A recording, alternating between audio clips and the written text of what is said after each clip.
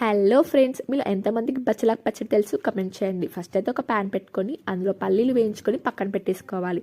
ఇప్పుడు అదే ప్యాన్లో ఆయిల్ యాడ్ చేసి మనకు కావాల్సిన బచ్చలాకు తీసుకొని బాగా వేయించుకోవాలి. ఇది బాగా వేగిన తర్వాత తీసేసి పక్కన పెట్టేయాలి. తర్వాత అదే ప్యాన్లో కొంచెం ఆయిల్ యాడ్ చేసుకొని మన కారానికి సరిపడా కావాల్సిన మిరపకాయలు తీసుకొని బాగా వేయించుకోవాలి.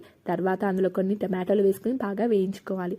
ఇప్పుడు ఒక మిక్సీ జార్ తీసుకొని మనం వేయించి పక్కన పెట్టిన పల్లీలు వేసుకొని కొంచెం పొడి చేసుకోవాలి. అవి పొడిగా మారిన తర్వాత అందులో మిర్చి, కొంచెం చింతపండు, కొన్ని వెల్లుల్లి రెబ్బలు, కొంచెం జీలకర్ర వేసుకొని 2 చిన్న ఉల్లిపాయలు కట్ చేసుకొని వేసుకోవాలి. ఇందులోనే మనకు తగినంత ఉప్పు వేసుకొని బాగా మిక్సీ పట్టుకోవాలి. ఇది మిక్సీ పట్టేటప్పుడు మధ్యలో కలుపుతూ ఉండాలి, లేదంటే ముద్దలా ఉంటుంది.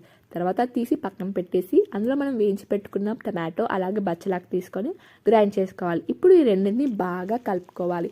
ఈ రెండింటిని మనం బాగా కలిపేసుకుంటే బచ్చలాకు పచ్చడి అయితే రెడీ అయిపోతుంది. చూసారా, చాలా సింపుల్ కదా. Thank you.